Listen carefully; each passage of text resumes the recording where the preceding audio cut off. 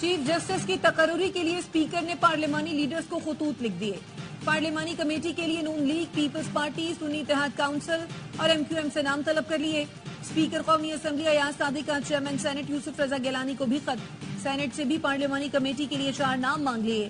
Speaker نے خط میں کہا چیف جسٹس کے تقرر کے لیے 8 رکنی پارلیمانی کمیٹی تشکیل دی جائے گی۔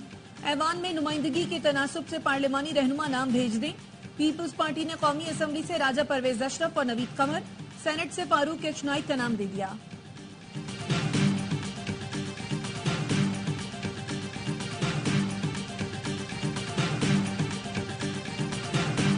صدر آصف زرداری نے 26ویں آئینی ترمیم پر دستخط کر دیے۔ گزٹ نوٹیفیکیشن جاری، صدر کی منظوری کے بعد آئینی ترمیم نافذ۔ ترمیم کے مطابق اب نئے چیف جسٹس کا تقرر پارلیمانی کمیٹی کے ذریعے ہوگا۔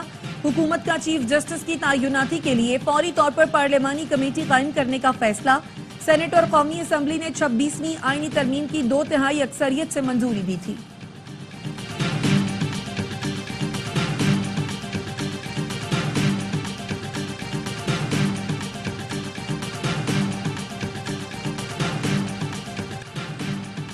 وکلا برادری نے آئینی ترمیم کے خلاف ملک گیر تحریک چلانے کا اعلان کر دیا۔ حامد خان نے کہا ہارس ٹریڈنگ کی وجہ سے دیے گئے ووٹ نکال دیں تو نمبرز پورے نہیں ہوتے۔ ہم آئین اور عدلیہ پر حملہ برداشت نہیں کریں گے۔ سینئر ترین جج کو ہی چیف جسٹس مانیں گے۔ جسٹس منصور علی شاہ کے سوا کسی کو چیف جسٹس لگایا تو اسے تسلیم نہیں کریں گے۔ عابد زبیری بولے آئین کا دفاع کریں گے، انصاف کو دفن ہونے نہیں دیں گے۔ لطیف کھوسا کا کہنا ہے کفر کا نظام تو چل سکتا ہے لیکن ظلم اور بے انصافی کا نہیں۔ سلمان اکرم راجہ کہتے ہیں انحراف کرنے والوں کو اسمبلی اور پارٹی سے نکالیں گے۔ کل ہم سب محکوم ہو گئے، ریلیف سڑکوں پر ملے گا۔ جلد وکلا تحریک شروع ہوگی۔ علی احمد کرد نے کہا آئینی ترمیم بدنیتی کی بنیاد پر کی گئی۔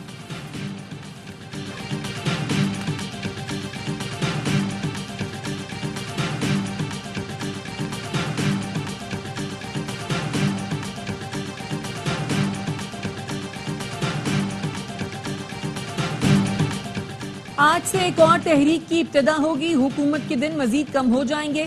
شہری، وکلا اور ججز حکومت کے قائم کردہ اس نظام کے خلاف کھڑے ہوں گے۔ سابق وزیر فواد چودھری کہتے ہیں عدلیہ کو قابو میں کرنا حکومت کی غلط فہمی ہے، آپ ذرا کیسز لگنے دیں، انہیں لگ پتہ جائے گا۔ امیر جماعت اسلامی حافظ نعیم الرحمان نے کہا 26ویں آئینی ترمیم نے پاکستان کی جمہوری اور عدالتی صحباب میں اضافہ کیا۔ پہلے میرٹ کی بنیاد پر چیف جسٹس کا تقرر ہونا تھا، اب پارلیمان کرے گی۔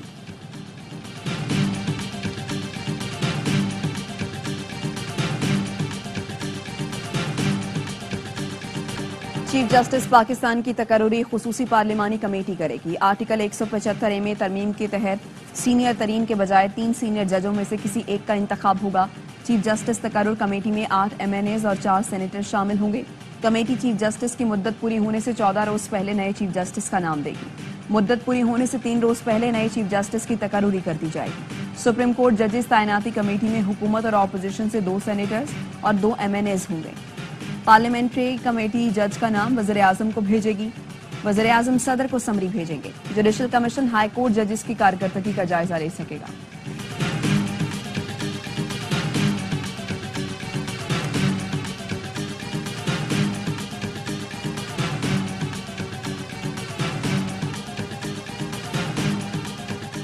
مسابقتی کمیشن پر ہائی کورٹ کے فیصلے پر سماعت کے دوران سپریم کورٹ کے ججز کی جانب سے آئینی ترمیم کا تذکرہ۔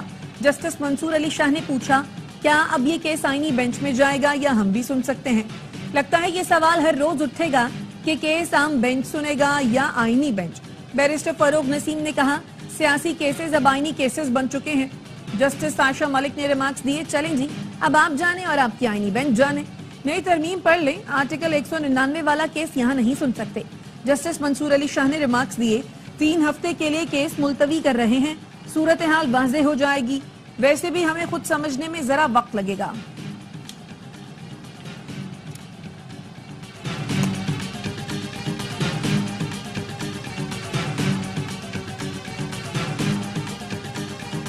سپریم کورٹ نے P T I intra party election فیصلے کے خلاف نظرثانی درخواست خارج کر دی۔ تحریک انصاف کی لارجر بینچ بنانے کی استدعا بھی مسترد۔ وکیل حامد خان نے کہا سنی اتحاد کونسل کیس میں 13 رکنی بینچ فیصلہ دے چکا ہے، موجودہ 3 رکنی بینچ کیس نہیں سن سکتا۔ چیف جسٹس قاضی فائز عیسیٰ نے ریمارکس دیے وہ فیصلہ ہم کیوں دیکھیں، یہ اور معاملہ ہے، وہ الگ معاملہ ہے۔ آپ کیس چلانا چاہتے ہیں یا نہیں؟ حامد خان نے کہا وہ کہہ دیتا ہوں جو کہنا نہیں چاہتا تھا، میں ایسے شخص کے سامنے دلائل نہیں دے سکتا جو متعصب ہو۔ چیف جسٹس نے کہا میں آپ کو مجبور نہیں کر سکتا۔ بیرسٹر علی ظفر نے ترمیم کا حوالہ دیتے ہوئے کہا یہ بینچ اب کیس سن ہی نہیں سکتا، نہ ہم دلائل دیں گے۔ چیف جسٹس قاضی فیض عیسیٰ نے کہا ہمیں کسی ترمیم کا علم نہیں، ہمارے سامنے کچھ نہیں ہے، ہمیں نہ بتائیں ہم کیا سن سکتے ہیں اور کیا نہیں۔ چیف جسٹس نے حکم نامہ لکھوانا شروع کیا تو حامد خان نے کہا یہ لکھیں کہ میں نے کیوں دلائل نہیں دیے، لکھیں میں نے متعصب جج کے سامنے دلائل سے انکار کیا۔ چیف جسٹس نے کہا ہمیں نہ بتائیں حکم نامے میں کیا لکھنا ہے اور کیا نہیں۔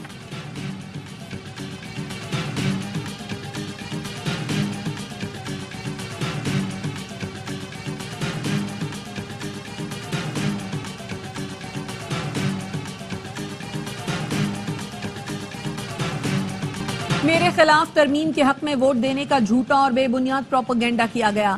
پی ٹی آئی کے ایم این اے زین قریشی کا ویڈیو بیان، کہا میرے بارے میں کہا گیا کہ اسمبلی میں موجود ہوں اور ترمیم کے حق میں ووٹ دے رہا ہوں، میں اس کی تردید کرتا ہوں۔ اپنے حلقے کی عوام، پی ٹی آئی فیملی اور اپنے قائدین کو یقین دلانا چاہتا ہوں کہ ایسا کرنے کا سوچ بھی نہیں سکتا۔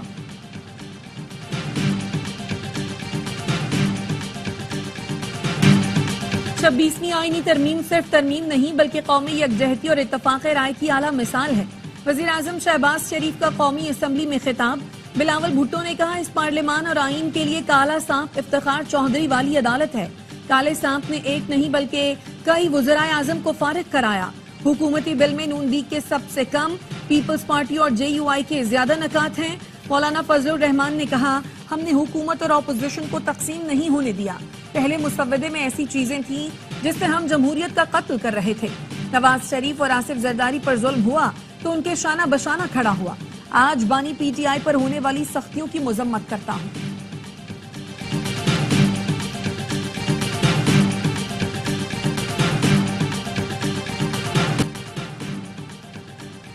وزیر داخلہ محسن نقوی کی آئینی ترمیم کی منظوری پر قوم کو مبارکباد، کہا آئینی ترمیم پر مولانا فضل الرحمان کا مثبت اور تاریخی کردار ہمیشہ یاد رکھا جائے گا۔ سندھ کے سینئر وزیر شرجیل میمن نے کہا آئینی ترمیم کا مقصد وفاق کو مضبوط کرنا ہے۔ ترمیم کے لیے انت تک محنت کرنے پر بلاول بھٹو کو خراج تحسین پیش کرتے ہیں۔ آئینی ترمیم صوبائی نمائندگی کو یقینی بنانے اور جمہوری اداروں کو بااختیار بنانے کی جانب مثبت قدم ہے۔ پی ٹی آئی تقسیم کی سیاست ایک طرف رکھ کر آئینی ترمیم کی حمایت کا اعلان کرے۔ حکومت نے رات کی تاریکی میں سپریم کورٹ پر شب خون مارا۔ پی ٹی آئی اقتدار میں آ کر متنازع آئینی ترمیم کا خاتمہ کرے گی۔ مشیر اطلاعات خیبر پختونخوا بیرسٹر سیف کا کہنا تھا ترمیم کا طریقہ کار خود بتا رہا ہے کہ آئین کی پیٹھ میں چھرا گھونپ دیا گیا۔ وکلا برادری پی ٹی آئی کے ساتھ مل کر متنازع آئینی ترمیم کو اپنے انجام کو پہنچائے۔ وزیر اطلاعات پنجاب بزمہ بخاری کا بیرسٹر سیف کے بیان پر رد عمل، کہا ججز اور ان کی فیملیز کے خلاف مہم چلانے والے آج ان کے ہمدرد بن رہے ہیں۔ آئینی ترمیم کی منظوری پر جمہوریت پسند خوش اور آمریت پسند سیخ پا ہیں۔ اسلام آباد ہائی کورٹ کی انتظار پنجودہ بازیابی کیس میں آئی بی رپورٹ آج ہی پیش کرنے کی ہدایت۔ آئی جی اسلام آباد کل ذاتی حیثیت میں طلب۔ جسٹس عامر فاروق نے ریمارکس دیے بس بہت ہو گیا، کل آئی جی کو کہیں پیش ہوں۔ آئی بی افسر سے پوچھا آپ نے کیا کیا؟ آئی بی افسر بولے درخواست آئی تھی ابھی دیکھ رہے ہیں۔ چیف جسٹس عامر فاروق نے کہا کبھی کوئی کام خود بھی کر لیا کریں، سارا کام عدالت نہیں کرنا ہے کیا؟ 10 دن ہو گئے، کیا بندے کو زمین کھا گئی؟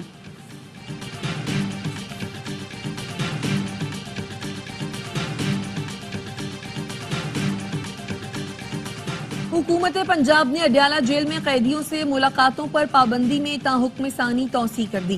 ذرائع کا کہنا ہے ملاقاتوں پر پابندی کا فیصلہ سیکیورٹی خدشات کے باعث کیا گیا۔ فیصلے کا اطلاق تمام قیدیوں پر ہوگا۔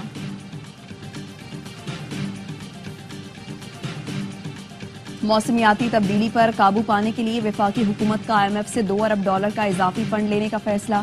ذرائع کا کہنا ہے سالانہ میٹنگز کے دوران وزیر خزانہ Muhammad Aurangzeb I am F سے موسمیاتی تبدیلی کو کنٹرول کرنے کے لیے فنڈنگ کی دوبارہ درخواست کریں گے۔ شکارپور کے کچے میں پولیس کا آپریشن، ڈرون سے شیلنگ کے دوران ڈاکو دلبر تیغانی ہلاک، 4 زخمی۔ پولیس کا کہنا ہے ڈاکو دلبر تیغانی متعدد مقدمات میں مطلوب تھا۔ 11 روز سے جاری آپریشن میں 7 ڈاکو ہلاک، 23 زخمی ہو چکے ہیں۔ تنخواہوں کی عدم ادائیگی پر وفاقی اردو یونیورسٹی کے اساتذہ اور سٹاف کا احتجاج۔ اردو یونیورسٹی گلشن اقبال کیمپس میں تدریسی عمل معطل، اساتذہ نے وی سی آفس کا گھیراؤ کر لیا۔ وائس چانسلر نے اینٹ اٹھا کر انتظامی بلاک کا تالا توڑنے کی کوشش کی۔ خواتین اساتذہ کی مزاحمت کے بعد وی سی انتظامی بلاک میں داخل ہوئے، پولیس کی بھاری نفری وفاقی۔ بھارت عالمی سطح پر اجرتی قاتلوں کے جتھے میں شامل ہے۔ بھارت کی دہشت گردی سے کینیڈا اور امریکہ کے رہائشی بھی محفوظ نہیں۔ برطانوی جریدے دی گارڈین کا آرٹیکل لکھا، کینیڈین وزیر اعظم نے بھارتی سفارتکاروں پر ہردیپ سنگھ نجر کے قتل کا الزام لگایا۔ واضح ثبوت کے باوجود بھارت نے الزامات مسترد کر دیے۔ مودی سرکار نے جواباً کینیڈا پر سکھ انتہا پسندوں کو پناہ دینے کا الزام لگایا۔ امریکی عدالت نے بھارتی انٹیلیجنس افسر کو گرپت ونت سنگھ کے قتل کی ناکام سازش میں ملوث قرار دیا۔ بھارتی اقدامات اسرائیلی موساد کی بیرونی کارروائیوں سے مماثلت رکھتے ہیں۔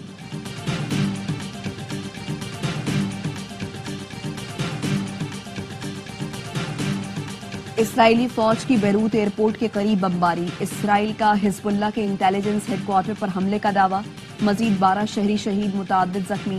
لبنان میں اسرائیلی حملوں میں شہید ہونے والوں کی تعداد 2460 ہو گئی۔ غزہ میں صہیونی افواج کے وحشیانہ حملوں میں شہداء کی تعداد 87 ہو گئی۔ شمالی غزہ میں بیت اللحیہ کے رہائشی ٹاور پر صہیونی فوج نے شدید بمباری کی۔ صہیونی فوج پر القسام بریگیڈ کے تابڑ توڑ حملے، مزاحمت کاروں نے اسرائیلی ٹینک کو بارودی سرنگ کے دھماکے سے اڑا دیا۔ کرنل رینک کے ڈویژنل کمانڈر سمیت متعدد صہیونی فوجی ہلاک ہوئے۔ کرنل دقسا غزہ میں ہلاک ہونے والے سینئر ترین اسرائیلی فوجی اہلکاروں میں سے ایک ہے۔ یحییٰ سنوار کی شہادت سے پہلے کی آخری ویڈیو نے انہیں مزاحمت کی علامت بنا دیا۔ فلسطینی بچے کھیل کود میں یحییٰ سنوار کا انداز اختیار کرنے لگے۔ اسرائیلی فوج نے حماس رہنما یحییٰ سنوار کی ایک اور ویڈیو جاری کر دی۔ یحییٰ سنوار آخری لمحات تک لڑتے رہے۔ ترک رہنما اور گولن تحریک کے بانی فتح اللہ گولن 83 برس کی عمر میں انتقال کر گئے۔ وہ 1999 سے امریکہ میں خود ساختہ جلا وطنی کی زندگی گزار رہے تھے۔ 2016 میں ان پر ترک صدر کے خلاف بغاوت کا الزام لگا اور 2017 میں ان سے ترک شہریت چھین لی گئی۔ اردوان حکومت نے امریکہ سے فتح اللہ گولن کی حوالگی کا مطالبہ کر رکھا تھا۔ سلطان المشائخ حضرت نظام الدین اولیاء کے 721ویں عرس کی تقریبات دہلی میں جاری۔ دنیا بھر سے زائرین کی شرکت۔ عرس کی تقریبات 4 روز تک جاری رہیں گی۔ Chairman P C be Mohsin Naqvi کا قذافی اسٹیڈیم کا دورہ، تعمیراتی کاموں پر پیش رفت کا جائزہ لیا۔ کام کی رفتار تیز کرنے کی ہدایت، کہا پروجیکٹ کو ریکارڈ مدت میں مکمل کریں گے۔ Chairman P C B I C C board of directors کے اجلاس کے لیے دبئی روانہ۔ اور ملتان کا وننگ فارمولا پنڈی میں آزمانے کی تیاری، ہیڈ کیوریٹر ٹونی ہیمنگ کی زیر نگرانی راولپنڈی کرکٹ اسٹیڈیم کی پچ کی تیاری۔ ہیڈ کوچ جیسن گلیسپی، کپتان شان مسعود اور دیگر کھلاڑیوں نے پچ کا معائنہ کیا۔ اور آرٹس کونسل کراچی میں ورلڈ کلچر فیسٹیول جاری، پاکستانی کامیڈی تھیٹر پلے خوابوں کی نوٹنکی آج پیش کیا جائے گا۔ گزشتہ روز تھیٹر پلے گڑیا کا گھر پیش کیا گیا۔ سماجی موضوع کے سبب شائقین نے کھیل کو سراہا۔